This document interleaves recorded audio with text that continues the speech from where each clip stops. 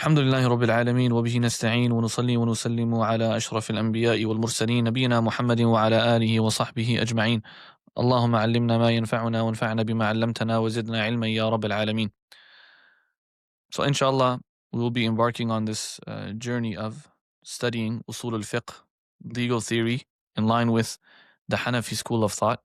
And legal theory in general is a very, very important subject that needs to be studied in order for an individual to grasp the reality of fiqh. And we're going to talk about, inshallah, what it is and how important it is and what's the benefit of studying it, inshallah ta'ala, in the lesson. Bidhnillahi ta'ala, we're going to be going through a work that I myself have been putting together. And the idea behind this is that usually in some of the Hanafi works, there are certain discussions that are left out at times. Not in all of them, just in some of them.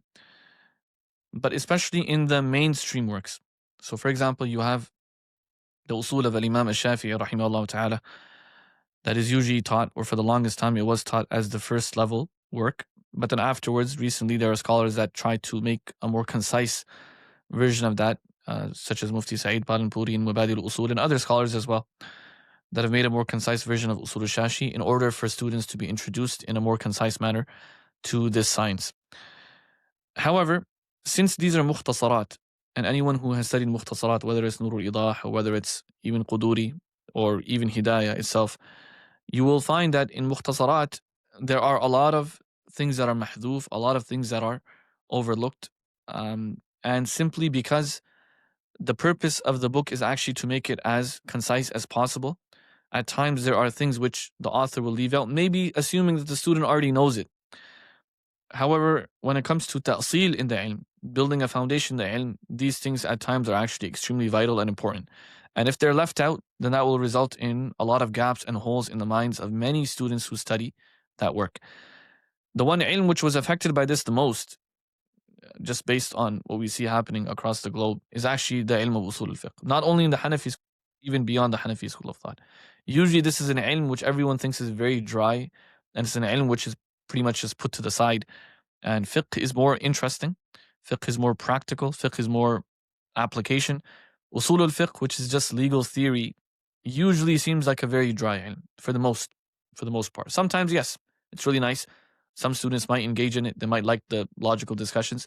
But for the most part, it seems very dry. And because it seems very dry, what ends up happening is that you don't have a lot of students that are really mastering it. And we find now the side effects of that as time goes on. As we're going to mention today, inshallah ta'ala, in our lessons, that when it comes to the nawazil, when it comes to application of ahkam, when it comes to deriving commandments from the Quran and Sunnah, the one ilm which is the most essential is usul al-fiqh. Because that's the purpose of the ilm. It's meant to teach us the qawaid, the principles, the rules and guidelines through which we're going to derive the ahkam of the Quran and Sunnah, or from the Quran and Sunnah. And that pretty much is needed the most when it comes to nawazil. But unfortunately, it's not given the right that it deserves, and so slowly, the ilm is actually declining on a drastic level, if not almost becoming non-existent. And that is unfortunate. So inshallah, the plan is, bi'idhnillahi ta'ala, may Allah subhanahu wa ta'ala assist us and guide us towards a revival of the study of this beautiful ilm. When I was studying Usool with Shaykh Safwan Dawoodi, he used to always remind us in the beginning of the books, he would tell us that there's two ulum that are the mafakhir of the Muslimin. There are two sciences that are the mafakhir of the Muslimin. Meaning all of the Muslims, they attain fakhr, pride and honor through these ulum. What are they? Usool al-hadith and usool al-fiqh.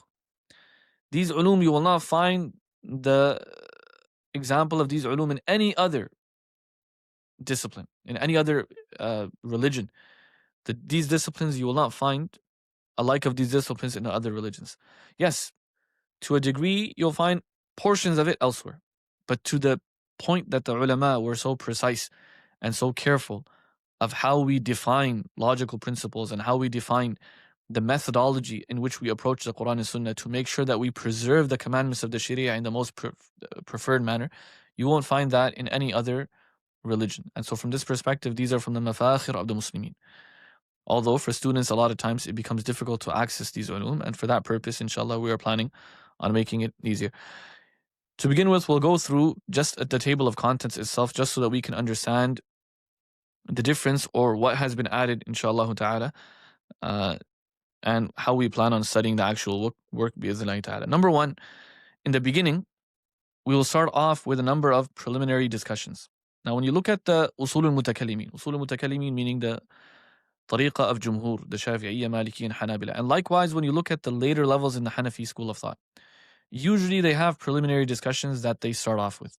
And the most important of them being, what is the actual definition of usool al-fiqh? So if you don't know the definition of usool al-fiqh, and again, of course, for those of us that have studied previously, before we study any ilm, there's certain mabadi that we go through. They're known as mabadi ashara. Now, we're not going to go through all 10 of them with regards to usool al-fiqh, but we're going to go through some of them.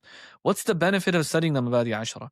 So that you have an idea of what you're looking for before you actually embark in it. So for example, I always say this. Let's say you have a room and you are standing at the door of that room. It's a massive room, a lot of space. You're standing at the door of that room. And you receive, everyone who walks by, they pass you a piece of paper. And you receive this piece of paper and you throw it back into the room. And every time you get a paper, you throw it into the room. Every time you receive a paper, you throw it into the room.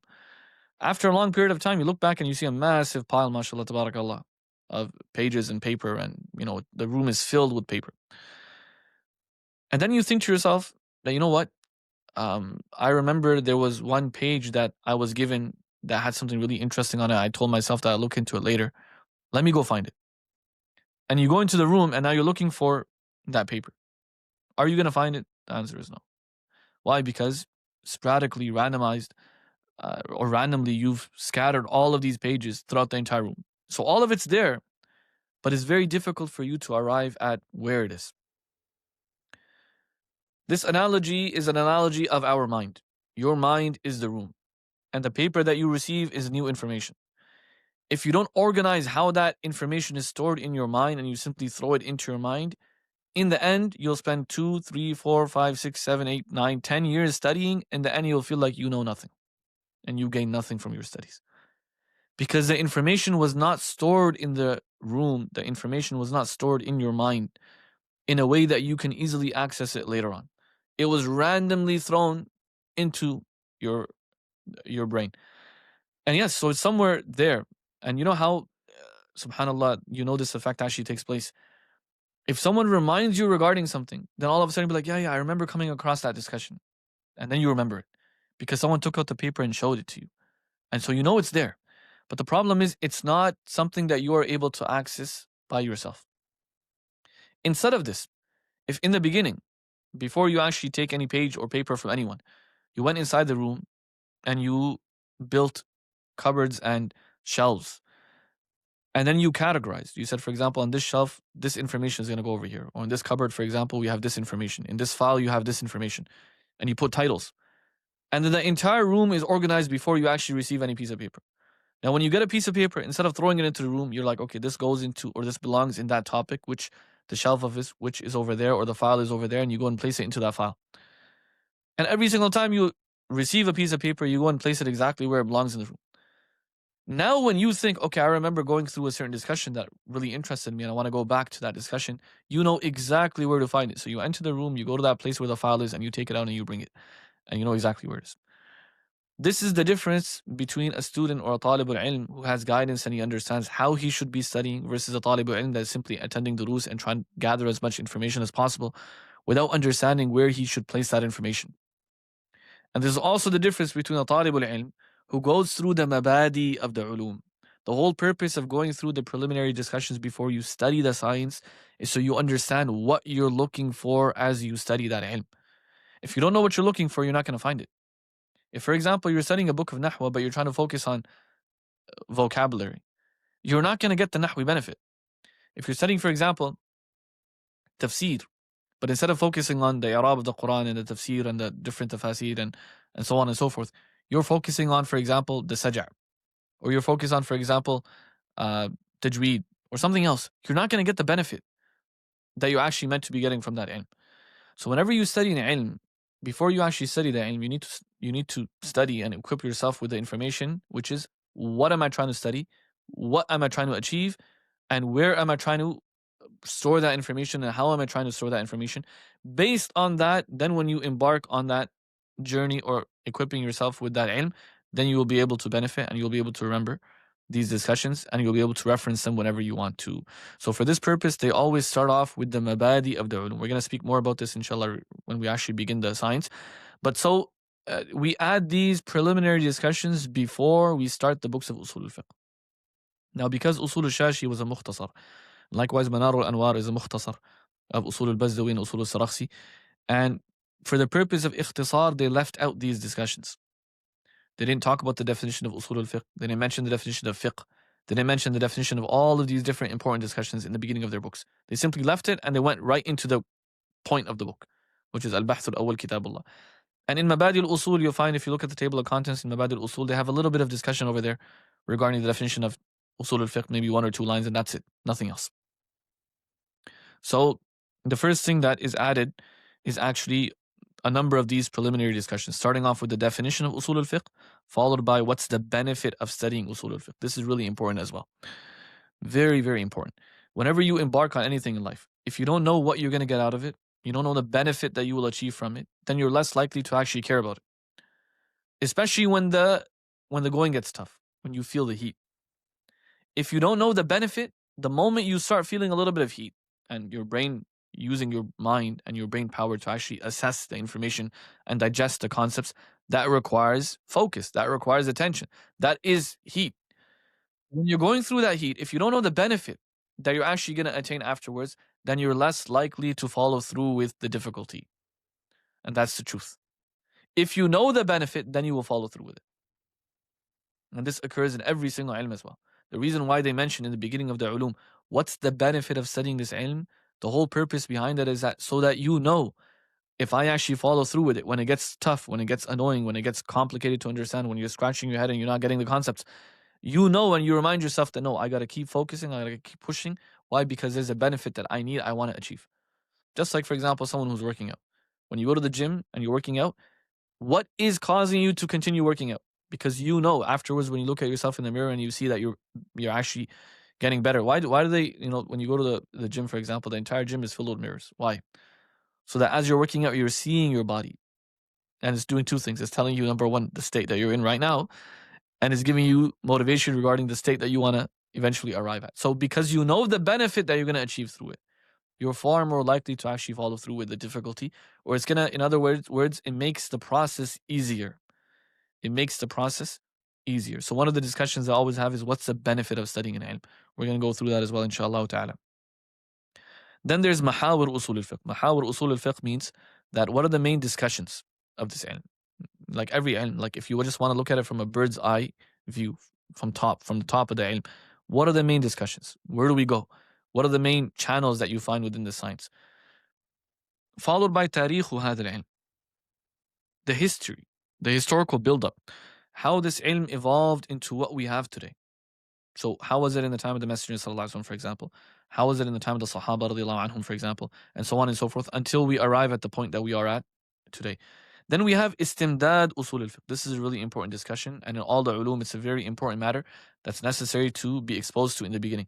These ulum, the Islamic disciplines, have evolved over time. And some of them, they actually, in the actual form that we study them today, they came into existence maybe 2-3 centuries after the Messenger sallallahu alaihi wasallam passed away. And when they came into existence, they were actually heavily reliant upon other disciplines that already existed. So in a way, they borrowed discussions from other ulum and they entered them into their own ulum. They would borrow discussions from other ulum and they enter them into their own ulum. What's the benefit of doing that? The benefit of doing that is so that because other ulum are already established and there's already discussions that have already been held, so we can take these discussions and where we see the overlap, we borrow them. But from the perspective of this discipline. Now in usool al-fiqh, this is very important. Why is it important? If we know that in usool al-fiqh there's a discussion, the roots of that discussion or the foundation or the place where that discussion actually belongs to another ilm altogether. Like the ilm of nahu or the ilm of Arabic, the Arabic language. If I know that in usool al-fiqh there's a discussion that actually belongs somewhere else, then I know the details of this discussion. Where am I supposed to go to find the details? I go to that ilm. If I know, for example, there's a discussion that's happening in usool al-fiqh, and in reality this is a purely theological discussion, the effect of it is being shown in the qawa'id of usool al-fiqh. But the actual discussion itself is a purely theological discussion. Where will I find that discussion? I will find the details of that discussion in theology. And that will allow me to arrive at my conclusion where? In Usool Al Fiqh. This is really important. Sometimes, like for example, just to give you guys an example, the usool of the scholars of Ma Wara al-Nahr from the Hanafiya, they differ drastically in certain masail in usul when it comes to, for example, the scholars of Iraq.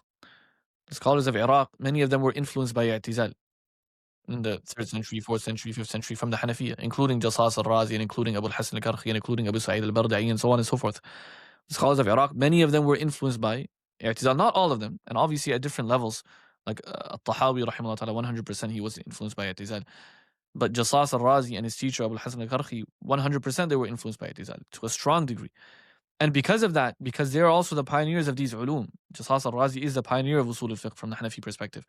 And he is the window that grants us understanding or grants us the reality of what occurred before him in the immediate students of Imam Muhammad and Abu Hanifa and so on and so forth.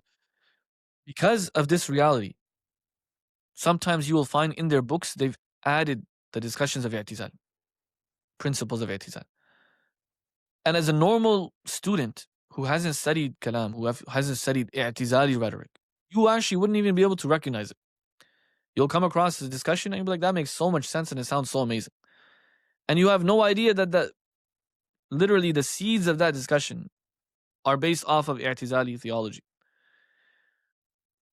The scholars of Ma Wara al-Nahr come along, and they actually, in the beginning of the Usul of Samarqandi, he actually mentions this in Muqaddimah, that there are a lot of our scholars from Iraq, they were heavily influenced by i'tizal, and so they arrived at incorrect conclusions and they described the madhab of Abu Hanifa in a way that it shouldn't be described.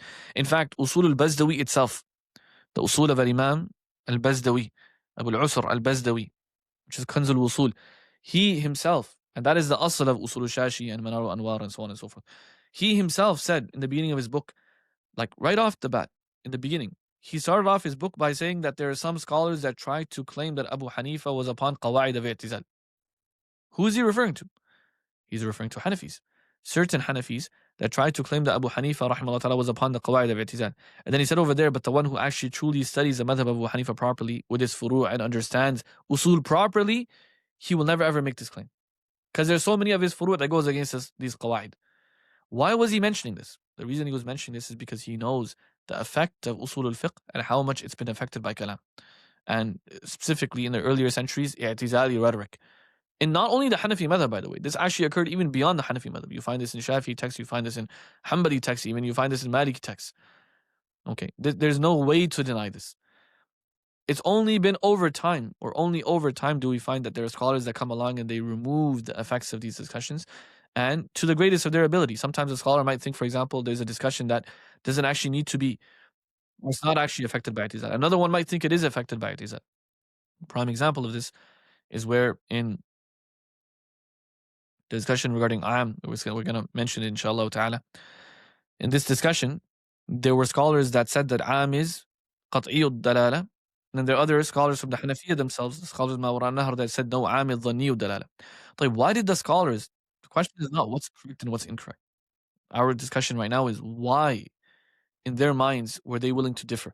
The scholars of Ma Wara al-Nahr, they used to say that when you say Am is qat'iyud dalala, that's a linguistic discussion. That is a linguistic discussion. And if you believe that, then you have to apply that qa'idah across the board. You can't differentiate between ayat of fiqh versus, or ayat of ahkam and nusus of ahkam versus nusus of aqidah and theology. You should not be able to differentiate between the two. That qa'idah should actually be applied across the board. And if that's the case, if the qa'idah is meant to be applied across the board, then in that situation, we arrive at a serious problem.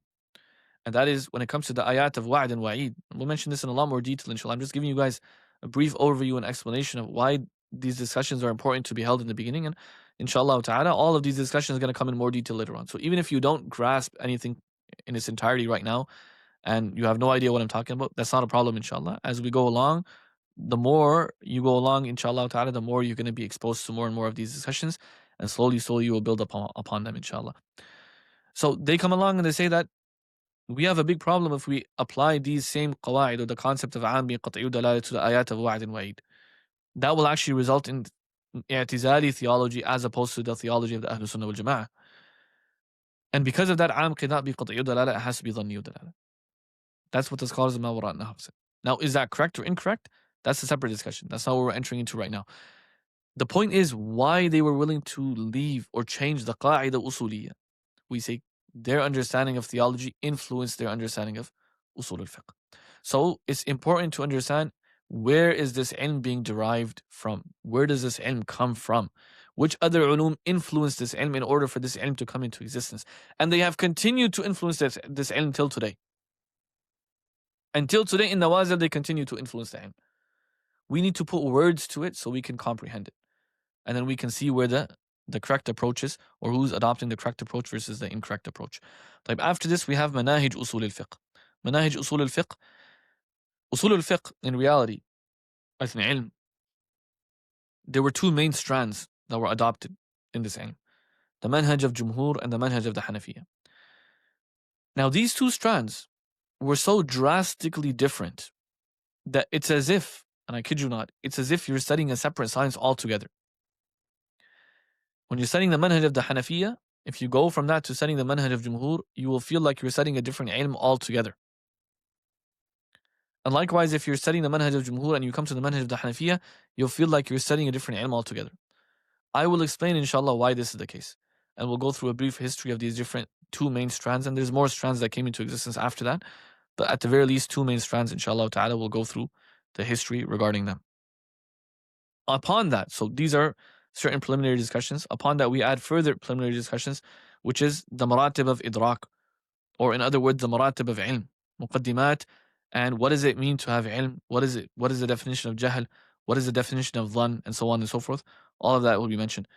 Then another really important discussion, which is what are ahkam? And we keep saying ahkam, ahkam, ahkam. What is the definition of hukm? What is a hukm taklifi? What is a hukm wada'i? What is a hukm shar'i? And so on and so forth. And what does all of this mean? And what are the different types? So what does it mean when we say something is fard? What does it mean when we say something is wajib?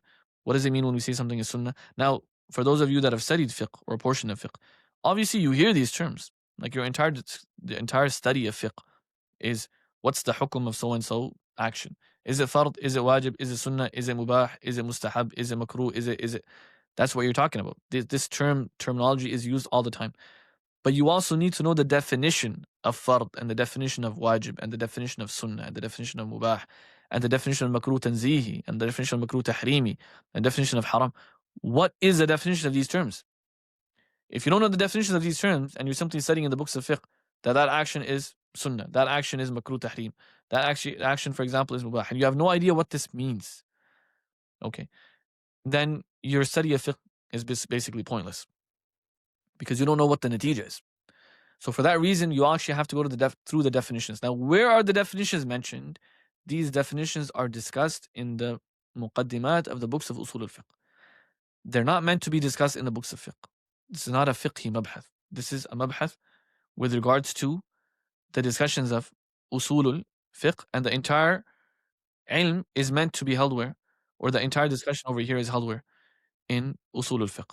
So we'll add all of this, inshallah. Now, in the Hanafi books, this is not mentioned. They skip this altogether. Okay, in the later books they mention it, but in the earlier books they don't mention it. So imagine if you're studying, just to show you the effect of this, you're studying Nur al-Idah, then you study, for example, Quduri, then you study Kanz al-Daqa'iq, you study Sharh al-Wiqa'i, you go to Hidayah. You get to Hidayah and you still haven't studied the definition of fard, sunnah, and mustahab. Why? Because in Usul al-Shashi he doesn't mention it, in Manar al-Anwar he doesn't mention it, and likewise in Husami he doesn't mention it. Maybe towards the end, here and there, they mention parts of it, but they don't mention it extensively. Now, that's a problem, because you've entered Hidayah and you still haven't learned the actual precise definitions of these terms. And yet you're being exposed to them on a daily basis as you're studying fiqh. So, usool al-fiqh and fiqh, they go hand in hand. Usool al-fiqh is necessary to really extract the main benefit that you will actually get from the books of fiqh. And inshallah, we're going to add all of this bi'idhnillahi ta'ala as well.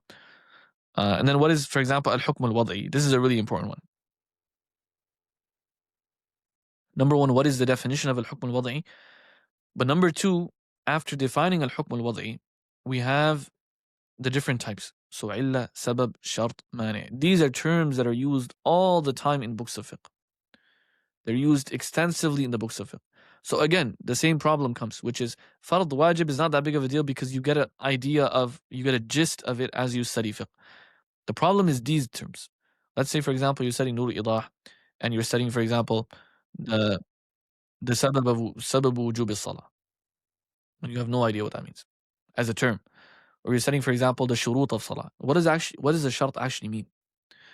The mawani', for example, the illah, for example. And you had never come across these terms before. The place where these terms are meant to be explained is in the books of Usool Al Fiqh, and again, it's meant to be done in the beginning, although in a lot of books they simply skip through this discussion as well, and that becomes a problem as well. طيب. Then we have the difference between Hukm Taklifi, Hukm Wad'i. Inshallah, we're going to go through that as well. Bidhna'i ta'ala. طيب, with this, and then towards the end of this, the preliminary discussions, I added another bahith regarding the fact that the adilla shar'iyya themselves, there are muttafaq alayhi, meaning adilla where everyone agrees upon, and adilla that are mukhtalaf fiha. طيب, then we have this first bahith, which is Kitabullah. التقسيم الأول باعتبار الوضع. When it comes to this discussion, now, number one, the books of the Hanafiya, they specifically have a very specific manner in presenting this entire ilm, which is the taqsim rubai. So who came up with this taqsim? Why do they follow this taqsim? And what does this taqsim actually mean? Because from a mantiqi perspective, when you categorize anything into different categories, what that technically means is that every single qism, every single subcategory is mubayin, it's distinct from its qasim, from its sister category. So you say a kalima is either ism, fi'l, or harf. Ism is distinct from fi'l, and fi'l is distinct from harf. Like they're three separate things. If you determine that a word is an ism, then it's not a fi'l. If you determine a word is a fi'l, it's not a harf. That's technically what it means when you do taqsim. That's not what it means when the Hanafiya did taqsim. That's not what they intended at all. In fact, a lot of these categories simply overlap with each other. So getting exposed to why they did the taqsim, how they provided the taqsim, why they presented the madahib of this ilm in the way they presented it. We're going to talk about all that inshallah ta'ala when we get to this discussion. The beginning part of this discussion is khas and am. So the definition of khas linguistically and istilah, and the hukm of khas, examples, the types of khas. Then am, same thing, the definition linguistically. Like one important point over here that I added as well, which is found in the extended works, but sometimes it's overlooked in the Muqtasarat, is the siyagh of umum. The different siyagh that are used to indicate upon am. What are they? And so on and so forth. Why? Because you need to recognize khas and am. In fact, there are four main discussions that we're going to mention. Four main discussions that are the most important discussions of Usool Al Fiqh when it comes to, from a linguistic perspective. What are they? Khas, am, amr, and nahi. And amr and nahi are actually types of khas. So khas, am, amr, and nahi. These four. These four are the most important because the majority of ahkam will rotate or revolve around these four. And you're not going to have a single nas from the nusus of ahkam except that they're going to have some of these four mentioned in them. That's what it means to be a part of a hukm. So am and khas is going to be in every single ayah of the Quran. Amr and nahi is going to be pretty much in every single part of the adillah of the ahkam, nusus of ahkam. So understanding and being able to recognize awamir and nawahi and khusus and umum, this is necessary in order to actually derive the hukm. So if you're not familiar with the siyagh, how do I recognize am, how do I recognize khas, and you don't actually bring it to life, then you feel that usool al-fiqh is simply a dry subject. Whereas in reality, it's a very, very real and alive subject. And you're supposed to experience it as opposed to just study the theory regarding it. So we'll mention, inshallah, some methods through which a person is able to recognize am and khas. Like in this as well, one really important discussion, which is what is takhsis and the arkan of takhsis and the shurut of takhsis. Normally in the Hanafi works, as I mentioned before, that am, they usually mention the am is either al-am alladhi lam yukhassa anhu shay wal am alladhi khussa anhu shay, and majority misunderstand this completely. And the reason they misunderstand it is because they don't understand the concept of takhsis. What does it mean when we say takhsis? And how does that differ from the understanding of takhsis according to Jumhur? This is like a major difference. This is like, for example, if you have like, you're going somewhere and you have like, the red light flashing all around you, like caution, caution. This is a big difference between the Hanafis and the Jumhur. In fact, when I was studying, and all of you should also go through this, inshallah, we'll give isharat towards this, but this is the beginning level, so it might not be as much, but simply isharat, what we call them, furuq jawhariyah, al-furuq al-jawhariyah. بين الحنفية والشافعية.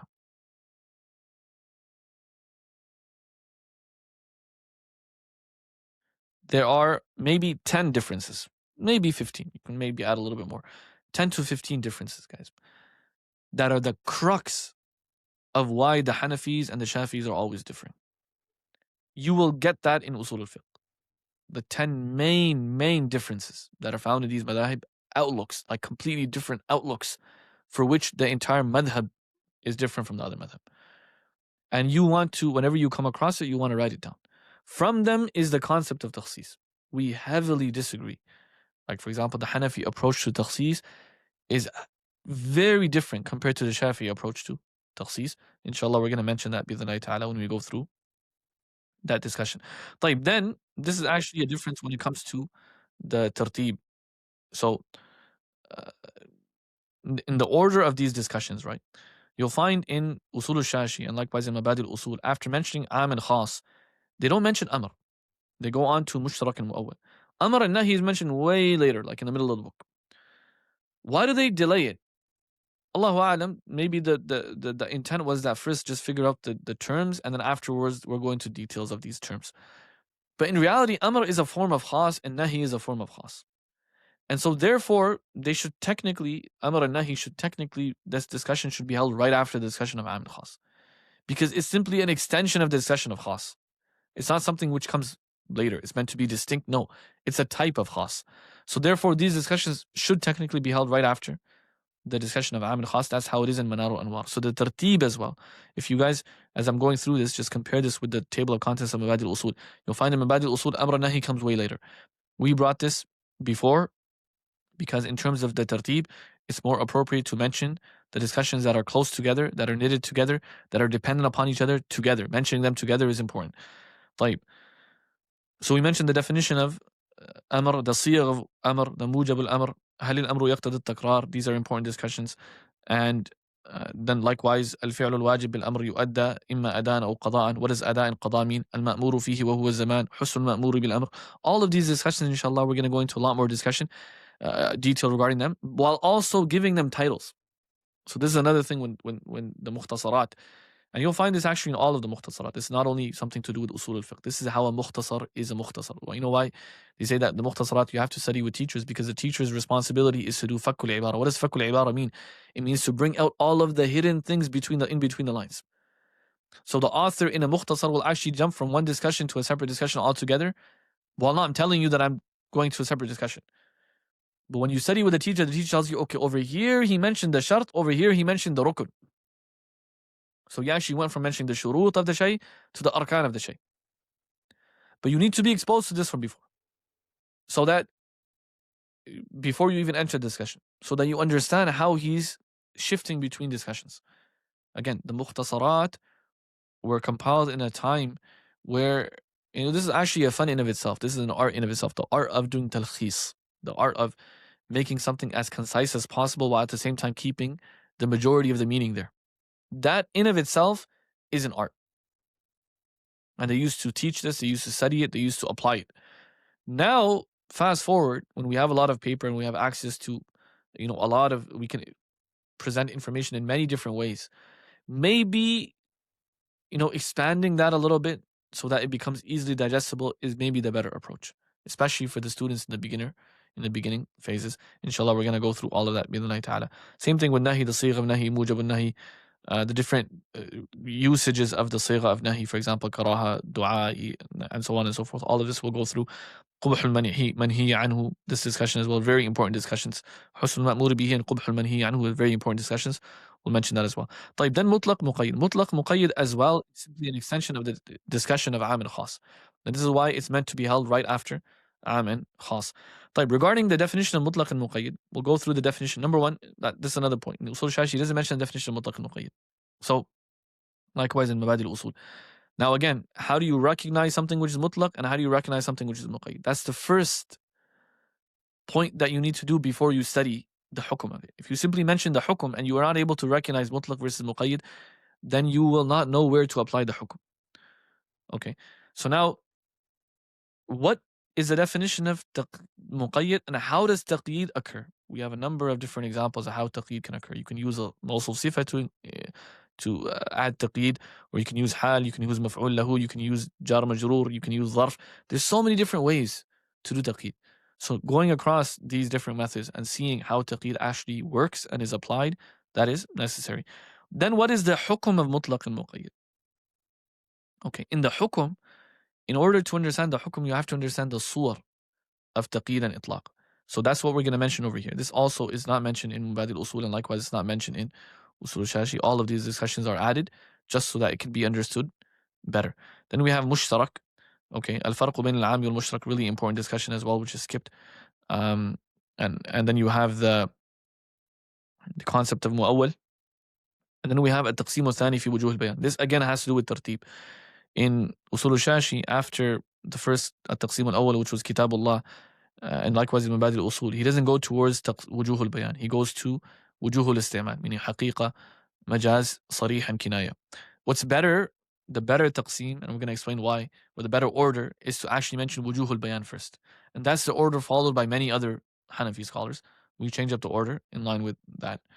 And the third one will be wujuh al-isti'mal. Third one will be wujuh al-isti'mal. In this, there's a lot of discussions as well over here that were added.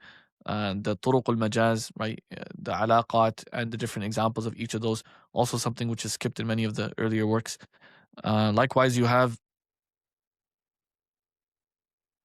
the ahkam, the qawaid themselves, al-haqiqa muqaddama al-majaz, and the whole concept of umul majaz, and ma yutraku bihi haqa'iq al-alfaz. All of this, inshallah, we'll go through in more detail when we start. Huruf al-ma'ani is another discussion that is held in the books. And this discussion is actually a dhayl, is meant to be an extension of the discussion of haqiqa and majaz, because huruf al-ma'ani are forms of majaz. So again, this is, or they can be used haqiqatan and majaz. So this is also a discussion which wasn't held in its place in Mabadi Usul al-Shashi. It was delayed later, and we brought this forward right after the discussion of majaz because it simply connects with that discussion. Then we have Ibaratul Nas, Isharatul Nas, Dalalatul Nas. Even in this, like the actual definitions, there's a lot of discussion amongst the Hanafiya regarding what are the exact definitions of each of these. We'll mention that inshallah when we get there. Then you have Al-Bayan wa ma yata'allaqu bihi min al-bahth, a very important discussion. And then Al-Bahth al-Thani fi Sunnat al-Rasul sallallahu alayhi wa sallam. This is a very important discussion as well. We're going to a lot of detail regarding this, bi-idhnillahi ta'ala, and specifically how it correlates with the muhaddithin, the understanding of the muhaddithin, and so on and so forth. Then we have, after the discussion regarding Sunnah, you have the discussion of Ijma'. And in Ijma' as well, you have a number of important discussions. In Qiyas as well, it gets very important because in Usul Shashi, Qiyas is very short and very straight to the point. And he doesn't elaborate on it. And that's usually why they don't, or usually why they teach it in Husami specifically, only so that it can be understood. But we'll also go through important discussions regarding the arkan of Qiyas and the masalik al-illa. What are the masalik al-illa that the Jumhur are using? What are the masalik al-illa that the Hanafi are using? Like Hanaf, for example, they mainly rely on as-salah wal-adala. And what does that actually mean? طيب. Now, then you have the wujuh of daf'ul qiyas. How do you break qiyas? All of that will be discussed inshallah as well. And after qiyas, we added adilla mukhtalaf fiha, talking about istihsan, istishab al-hal, qawl al-sahabi. These are also discussions that are held in the books of Jumhur that are usually sometimes skipped amongst the Hanafiya. We'll add these discussions as well. Followed by al-mu'arada wa tarjih. This is a very, very important discussion because the crux of usool al-fiqh is this. When there are qawaid usuliyya that are apparently contradicting each other, which one is given preference to, and how does that result in the change in ahkam? That is the whole natija. Why are you studying usool al-fiqh? For this, to arrive at this conclusion. Inshallah, we have a whole bahth that was summarized from Mir'atul Usul. Inshallah, we're going to mention over here, bi-idhnillahi ta'ala, towards the end, followed by the last part, which is ijtihad and the shurut of ijtihad and how ijtihad occurs, which is also a discussion which is left out in some of the Hanafi books. So this is the table of contents, inshallah, of what we're going to be going through. And like I said, a lot of information, and all that information will be, one after the other. So is it intensive? Bi-idhnillahi ta'ala, make sure that you're, eating your almonds and, preparing, maybe have a coffee before, just so that you are very attentive. And these are, like I said, dry topics, logical topics. Your brain has to be focused. Your brain has to be there, inshallah ta'ala. And we pray that Allah subhanahu wa ta'ala grants His fruition. We'll continue, bi-idhnillahi ta'ala, in the next lesson with the actual book. Walhamdulillahi Rabbil Alameen.